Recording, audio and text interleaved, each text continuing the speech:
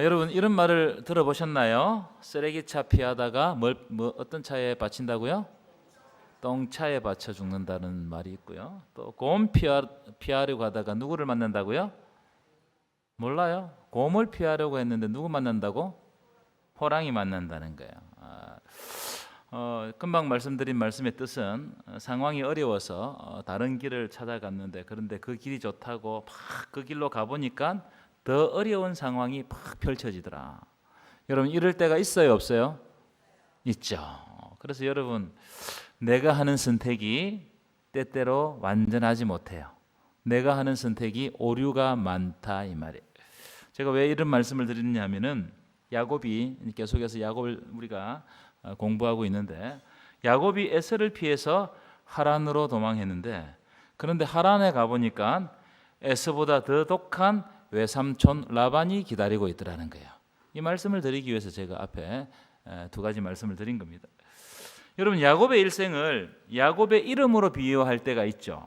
야곱이라는 이름의 뜻이 뭐라고 그랬죠? 발 뒤꿈치를 잡는 자. 이 발 뒤꿈치를 잡는 자라는 말의 뜻은 뒤통수를 치는 자, 속이는 자, 사기꾼 이런 뜻을 가지고 있는 이름이 야곱입니다. 우리가 이틀 동안 살펴봤지만 야곱은 머리가 굉장히 비상한 사람이었어요. 그래서 아버지와 형을 아주 손쉽게 속입니다. 무슨 말이냐? 야곱은 수단과 방법을 가리지 않고 자기가 얻을 것을 다 얻어내는 아주 교활한 사람이에요. 이 수완이 좋은 사람이에요. 그런데 딱 그런 관점으로 보면 야곱은 이름대로 살아요. 남의 뒤통수를 치고 속이고 사기꾼 같은 짓을 해가지고 내가 얻을 것을 다 얻는 사람이에요. 자, 그런데 이제 29장부터 쭉 보시면 야곱보다 더 잘 속이고 야곱보다 더 머리가 비상한 사람이 등장해요. 그게 누구라고요? 외삼촌 라반이란 말이에요. 외삼촌 라반. 우리가 야곱이 참 똑똑하고 비상하다고 생각했는데 그렇게 똑똑하고 비상한 야곱을 무려 20년 동안이나 속여먹은 사람이 외삼촌 라반이다. 이 참 대단하죠. 뛰는 놈 위에 뭐가 있다고요? 나는 놈이 있는 거예요. 이 야곱이 그쪽 계통에서는 정말 잘 나간다고 생각하는데 가보니까 라반 못 따라가는 겁니다. 야곱이 임자를 제대로 만났다 이 말이에요. 여러분 라반의 이름의 뜻이 뭘까? 라반. 이 라반의 이름의 뜻은 하얗다, 희다 뭐 이런 뜻을 가지고 있고 속뜻은 순결하다, 뭐 순수하다 이런 뜻을 가지고 있는 이름이 라반입니다. 이름의 뜻이 굉장히 좋죠. 그런데 이 이름의 뜻을 가지고 어떤 성경 주석가는 라반의 삶을 해석했는데 이렇게 해석했습니다. 밖으로는 아주 순결하고 깨끗한 척하지만 속마음은 어떻다고요? 너무너무 시큼고 음흉한 사람이라는 거예요. 다시 말해서 라반은 매우 교활하고 말할 수 없는 탐욕을 마음속 깊이 감추고 있는 사람이 라반이다. 여러분 이런 사람은 참 무섭습니다. 속내를 이게 속내를 감추고 착한 척하는 그런 사람 굉장히 무섭죠. 우리처럼 얼굴에 드러나는 사람은 쉬워요. 다루기 쉽습니다. 그런데 속내를 다 감추고 그 속내에 뭐가 들어있는지 모르는 사람, 이런 사람이 무서운 사람이죠.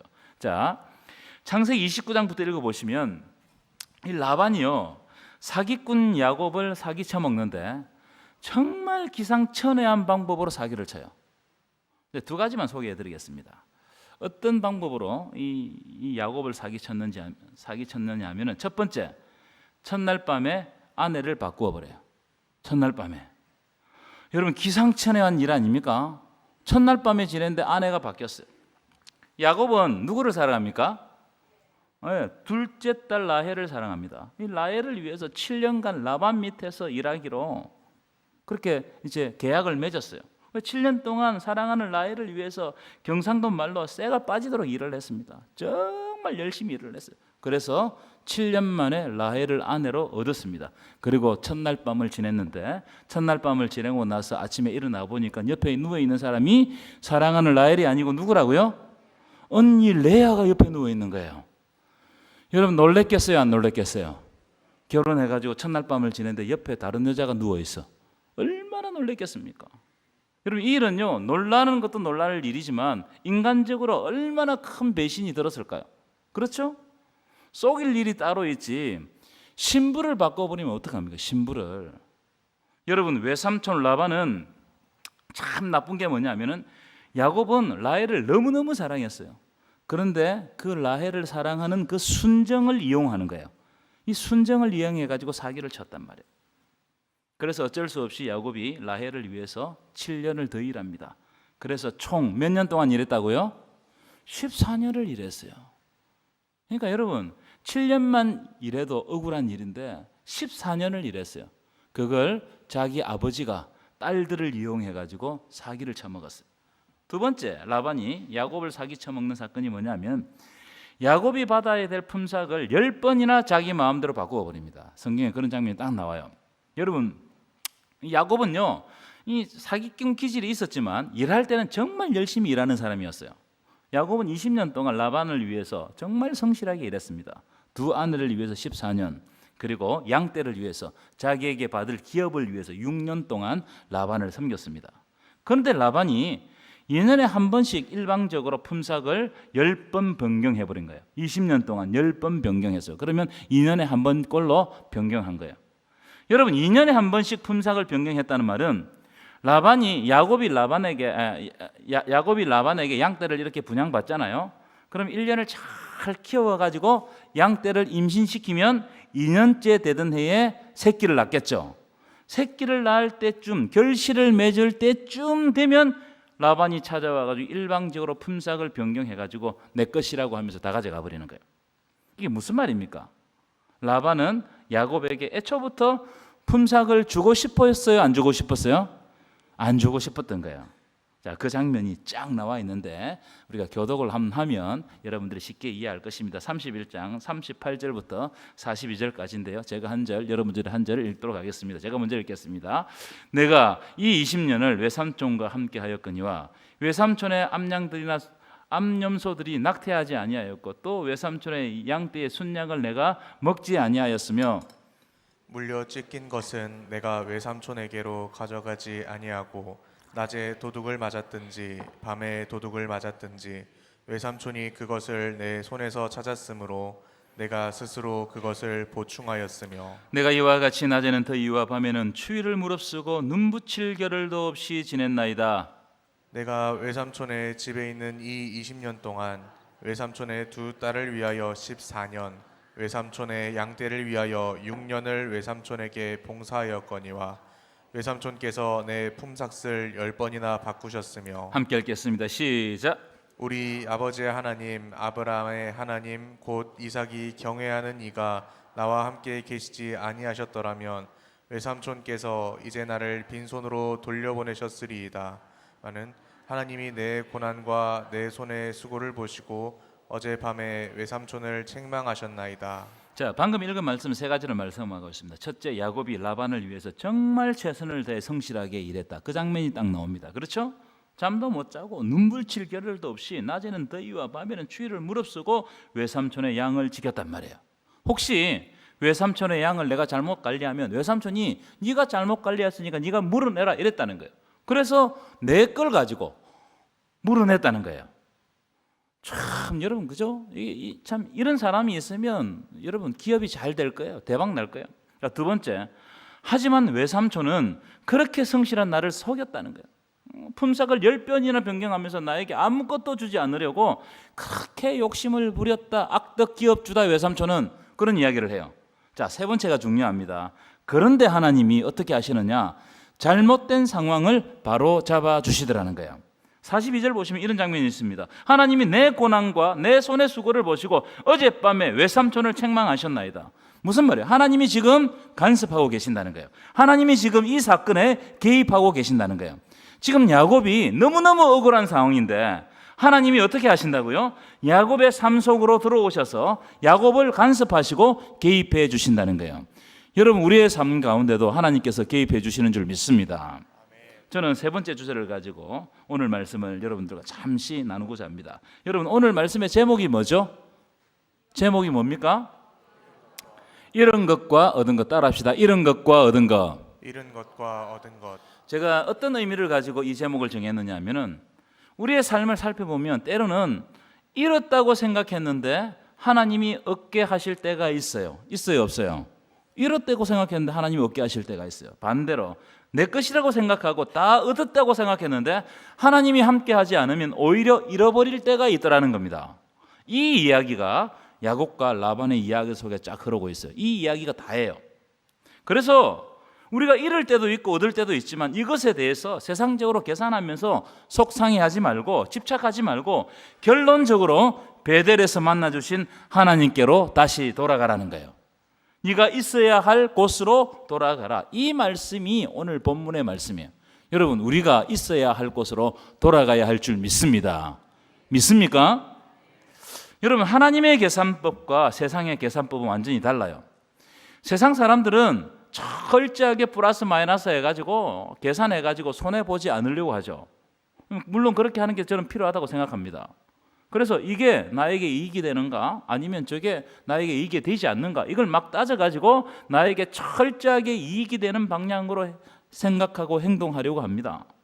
그것은 어쩌면 이 세상을 살아가는 지혜일 수도 있고 또한 당연한 일이죠. 우리가 그렇게 해야 됩니다. 라반을 한번 보십시오.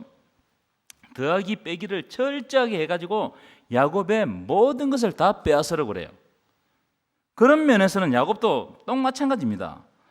형의 축복을 가로채기 위해서 어머니와 짜고 철저하게 준비해가지고 결국 형이 받아야 될 축복을 가로채죠. 자, 그런데 여러분 가만히 보십시오.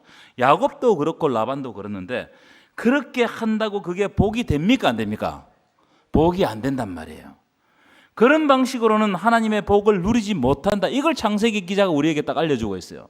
부자는 될 수 있을지 몰라도 하나님이 주시는 영적인 복을 누리지 못한다는 거예요. 이것을 창세기 기자가 한 번만 보여주는 게 아니고 야곱의 일생을 통해 가지고 반복적으로 우리들에게 보여주고 있어요. 여러분, 하나님의 계산법은요, 영적인 계산법은요, 세상적인 관점에서 볼 때는 다 이런 것처럼 보이지만 자세히 보면 오히려 하나님이 더 얻게 하실 때가 있더라는 거예요. 저는 이것을 가르쳐서 신비라고 하는 신비. 나는 잃어버렸다고 생각했는데 그게 아니고 가만히 보니까 하나님이 더 얻게 하신다는 거예요. 자, 여러분 창세기 30장을 보시면 야곱과 라반이 계약을 맺습니다. 쉽게 말하면 연봉 계약을 한 거예요. 어떤 계약을 하느냐 하면은 양과 염소 중에 점이 있거나 얼룩진 양은 야곱의 소유가 되는 거예요. 양들 중에서 얼룩지고 점이 있는 거, 알록달록한 것은 이제 야곱의 소유가 되는 거예요. 하지만 흰색 양은 라반의 소유가 되는 거예요. 여러분 양떼 목장 같은 데 가보셨어요? 가보니까는 얼룩덜룩한 게 많아요? 흰색 양이 많아요? 그렇죠. 거의 대부분의 흰색 양입니다. 그렇죠? 여러분 라반이 이 계약에 동의한 것은 수십 년 동안 라반이 양을 치면서 점이 있고 얼룩진 양보다 흰색 양을 압도적으로 많이 봐왔기 때문에 그 확률을 믿고 이 계약을 성사시킨 것으로 보여요. 라반이 얼마나 계산적인 사람입니까? 만약 라반이 조금이라도 손해본다고 생각했다면 아예 처음부터 이런 계약을 하지 않았을까요? 그렇겠죠? 라반이 이런 계약을 했다는 말은 야곱에게는 될 수 있으면 적게 줄 수 있기 때문에 이렇게 계약을 한 겁니다. 아마 라반은 속으로 이 야곱이 20년 동안 양을 쳐도 저게 하수다 이렇게 생각했을지 모릅니다. 그런데 야곱도요 바보가 아니에요. 우리가 앞에서 살펴봤지만은 야곱이 얼마나 머리가 빠른 사람입니까? 자, 그럼 왜 그렇게 머리가 좋은 야곱이 오늘 우리가 볼 때 불공정한 계약을 맺었을까? 저는 그 이유를 야곱이 자기 인생을 돌아보니까 아무리 자기 것이라고 욕심을 부려도 하나님이 함께하지 않으면 자기 것이라고 생각한 그게 자기 것이 되지 못한다는 것을 깨달았다고 생각해요. 한번 보십시오. 우리가 첫날 다루었는데 에서는 야곱의 형 에서는 모든 것을 다 가진 자였습니다. 태어날 때부터 힘과 능력을 가졌고 그래서 아버지의 사랑을 독차지했습니다. 고대에는 아버지의 사랑을 독차지하면 그 사람은 장땡이에요. 뿐만 아니라 장자 명분도 가졌습니다. 그런데 여러분 결론적으로 보면 이 에서가 장자의 명분이 당연히 자기 것이라고 생각했지만 하나님께서 함께하지 않으니까 팥죽 한 그릇에 장자 명분을 팔아버리는 거예요. 내 손에 있다고 해서 내 게 아니에요. 하나님이 불어버리시면 날아가 버리는 거예요. 그럼 여러분 손에 뭐가 있습니까? 근데 그게 여러분의 것이 아닐 수 있다는 거예요. 하나님께서 함께하지 않으면 바람처럼 사라지는 거예요. 야곱도 마찬가지예요. 어머니와 짜고 형을 속이고 아버지를 속이고 어떻게 하느냐 하면 팔에다가 목에다가 양털을 칭칭 감고 형의 옷을 훔쳐 입고 형의 냄새를 풍기면서 아버지에게 가서 기어이 축복을 받아내죠. 여러분, 그런데 그렇게 받은 축복이 복이 되었어요, 저주가 되었어요? 저주가 된단 말이에요. 무슨 말이냐?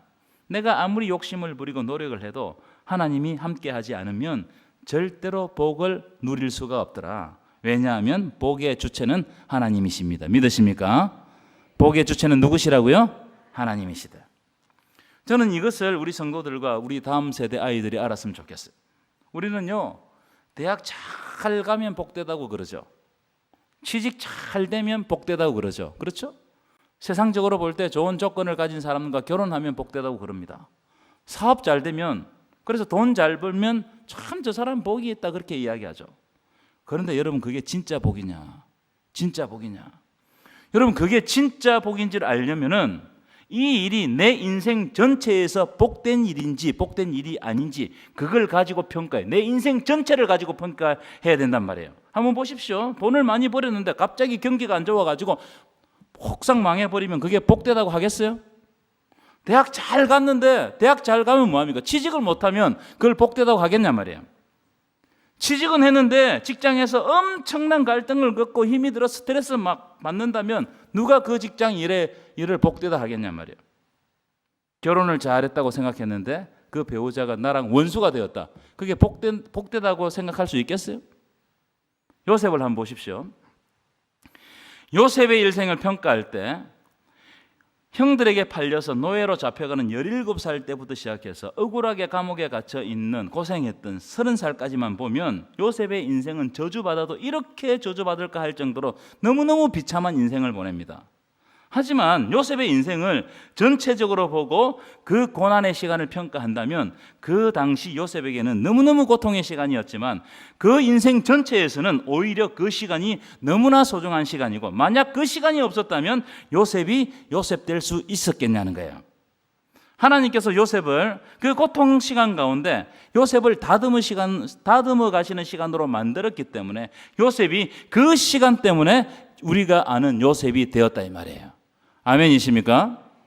그래서 야곱이 그걸 깨닫고 어디에다 베팅을 하느냐 하면은 확률이 낮은 곳에 베팅을 해요. 확률이 낮은 곳에. 왜냐하면 아무리 확률이 낮아도 하나님이 함께 하시고 그 상황을 바꾸시면 오히려 확률이 낮고 지금 당장 보기에는 어리석은 선택처럼 보이지만 미래는 하나님의 것이고 결국 하나님이 가장 아름다운 결과를 주실 것을 신뢰한다면 낮은 확률에도 우리가 흔들리지 않고 베팅할 수 있는 거예요. 무슨 말이냐면 역사를 주관하시는 분은 하나님이시다. 믿으십니까? 만약 그걸 믿는다면 나에게 너무너무 억울하고 또 내가 복을 못 받는 그런 상황이 올지라도 걱정하지 말아라. 하나님께서 역사를 주관하시면 언제든지 이 상황을 바꾸어 가실 수 있다는 거예요. 믿으십니까? 저는 이 생각이 이 금방 말씀드렸던 이 말씀이 굉장히 중요한 말씀이라고 생각해요. 저는 이런 말씀을 묵상할 때마다 제 마음이 막 뛰어요. 그게 제 마음이 왜 뛰느냐면은 내 삶의 결과가 내 능력에 있지 않고 하나님의 주권적인 역사에 달려있기 때문에 지금 나는 부족하지만 하나님을 신뢰한다면 하나님이 나의 삶에 가장 아름다운 것으로 채워갈 것을 믿기 때문에 막 가슴이 뛴단 말이에요. 내 능력 밖에 일하시는 하나님을 우리가 의지하자는 거예요. 나는 힘도 없고 능력도 없고 건강하지도 않고 돈도 없지만 그런 것과 전혀 상관없이 나와 함께 하시는 하나님, 그 생각을 할 때마다 우린 가슴이 벅찬 거예요. 오늘도 우리와 하나님이 함께 하시면 내가 어떤 어려움에서도 하나님께서 상황을 바꾸어 가시는 하나님을 신뢰할 수 있다는 거예요. 자, 그런 관점을 가지고 우리 9절 한번 읽어볼까요? 9절입니다. 9절 함께 읽겠습니다. 시작. 하나님이 이같이 그대들의 아버지의 가축을 빼앗아 내게 주셨느니라. 지금 라반은 야곱이 가지고 있는 것을 다 빼앗으려고 건모술수를 쓰고 있지만 그게 라반의 마음대로 안 돼요. 왜냐하면 하나님이 오히려 라반의 가축을 빼앗아 야곱에게 주실 것을 계획하고 있기 때문에 라반이 자기가 막 계획을 짠다고 해서 자기 마음대로 안 된단 말이에요. 여러분, 이게 은혜라고 생각해요. 나를 무너뜨리려고 하는데 라반이 아무리 작당을 해도 하나님이 그것을 허락하지 않으시고 오히려 하나님의 방법으로 라반을 무너뜨리시니까 이게 복이 아니냔 말이에요. 그러니까 여러분, 내 눈에 일어나는 일을 가지고 호들갑 떨 필요가 없어요. 내 눈에 어떠한 일들이 막 일어나도 여러분 일희일비하지 마십시오. 내 눈에 보이지 않지만 하나님은 그분의 계획을 이루고 계세요. 하나님께서는 내 눈에 보이지 않지만 일하고 계시는 줄 믿습니다. 근데 어느 순간 되면 그 일이 내 눈에 딱 발견되는 거예요. 자, 11절 12절 보실까요? 11절 12절입니다. 시작. 꿈에 하나님의 사자가 내게 말씀하시기를 야곱아 하시기로 내가 대답하기를 여기 있나이다 하며 이르시되 내 눈을 들어보라. 양떼에 탄 순양은 다 얼룩무늬가 있는 것, 점 있는 것, 아롱진 것이니라. 라반이 내게 행한 모든 것을 내가 보았노라. 여러분, 하나님은 라반이 행하는 모든 것을 보고 계셨어요. 하나님은 보고 계십니다. 라반이 내게 행한 모든 것을 내가 보았노라. 그래서 이 야곱이 낮은 확률에 베팅을 하지만 하나님이 어떻게 하신다고요? 눈을 들어보니까 양떼들이 온통 얼룩무늬 점 있는 것, 아롱진 것으로 하나님께서 만들어 가시는 상황을 누가 바꾸시느냐? 하나님이 바꾸신다는 거예요. 하나님이 그분의 계획 안에서 하나님의 뜻대로 하시는 거예요. 이런 놀라운 역사가 여러분 삶 가운데 일어나기를 간절히 축원합니다. 여러분, 라반의 악한 계획을 깨뜨리시는 분은 야곱이 아니고 하나님이세요. 아무리 라반이 야곱을 향해서 악한 계획을 할지라도 하나님이 그 계획을 깨뜨리시면 라반은 그 계획을 수행할 수가 없습니다. 그래서 아까 말씀드렸죠. 우리 삶에 슬픈 일이 있든 뭐 기쁜 일이 있든 일희일비할 필요가 없다. 내 삶에 기쁜 일이 있다고 해서 그게 기쁜 일이 아닐 수가 있고 내 삶에 슬픈 일이 일어났다고 해서 그게 슬픈 일이 아닐 수 있단 말이에요. 지금 내 삶에 일어나는 일은 어쩌면 내가 그 의미를 전혀 알지 못할 수 있어요. 내 삶에 뭐 기쁜 일이 일어나건 슬픈 일이 일어나건 그걸 내가 내 의미를 알 수가 없어요. 요셉이 팔려가고 감옥에 갇힐 때 내 삶에 왜 이런 일이 일어났는지 요셉은 몰랐습니다. 다윗에게 엄청난 고통이 찾아올 때 사울이 죽이려고 막 찾아다닐 때 왜 이런 일이 나에게 발생하는지 다윗은 몰랐어요. 그래서 하나님께 다윗이 탄원시를 드린단 말이에요. 하나님 도대체 어느 때까지 이런 일이 일어나야 됩니까? 왜 하나님은 내가 환난 당할 때 멀리 계시고 환난 날에 숨으십니까? 이런 시를 지어서 하나님께 올렸어요. 이해가 안 되는 거예요. 그런데요, 그 사건을 조금 지나서 보니까 그 일은 하나님의 계획 속에서 반드시 일어나야 할 일이 일어난 거예요. 여러분 한번 생각해 보십시오. 다윗에게 사울이 없었다면 다윗이 다윗 될 수 있었겠어요? 다윗에게 사울이 있었기 때문에 그 시련 때문에 다윗이 정말 다윗이 되는 거예요. 야곱도 마찬가지로 생각합니다. 라반에게 20년 동안 철저하게 쏟고 고통당하는 일은 야곱을 이스라엘로 만들어 가시는 하나님의 계획 속에서 보면 당연히 일어나야 될 일이 일어났다. 그래서 야곱에게 20년 동안 썩은 것이 오히려 복된 일이다. 하나님께서 지금 야곱을 다듬으시고 야곱과 함께 하시고 야곱의 길을 인도해 가시는 거예요. 그래서 하나님께서 야곱에게 마지막으로 뭐라고 말씀하시느냐? 13절입니다. 우리 큰 소리로 읽고 마치도록 하겠습니다. 함께 읽겠습니다. 시작. 나는 베델의 하나님이라. 내가 거기서 기둥에 기름을 붓고 거기서 내게 서원하였으니 지금 일어나 이곳을 떠나서 내 출생지로 돌아가라 하셨느니라. 이게 결론의 말씀입니다. 나는 어디의 하나님이라고요? 베델의 하나님이라. 어제 말씀드렸죠. 네가 두려움과 고독 속에 있을 때 너를 찾아주셨던 그 하나님께로 다시 돌아가라. 오늘 우리에게 말씀하십니다. 너의 첫사랑을 회복하라. 지금 야곱은 너무너무 쏟고 속이는 인생의 풍파 중에 있습니다. 하나님께서 뭐라고 말씀하신? 나는 베델의 하나님이라. 네가 거기서 나에게 예배를 드리고 그 기둥에 기름을 붓고 내게 서원했던 그 자리를 기억하고 거리로 돌아가라. 너희의 베델로 돌아가라. 너희의 출생지로 돌아가라. 하나님을 만났던 곳으로 돌아가라. 네가 서원했던 곳으로 돌아가라. 이게 너 인생의 해답이라는 거예요. 여러분, 하나님은 우리의 삶의 길을 인도해 가시는 줄 믿습니다. 준비해 가시는 줄 믿습니다. 때때로 우리 삶에 길이 안 보일 때가 있어요. 그때 어떻게 해야 되느냐? 베델로 돌아가야 돼요.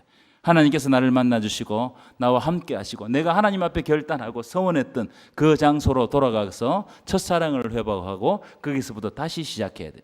그러면 하나님께서 우리의 삶의 길을 열어가실 줄 믿습니다. 이런 은혜가 여러분 삶 가운데 넘쳐나기를 간절히 축원합니다.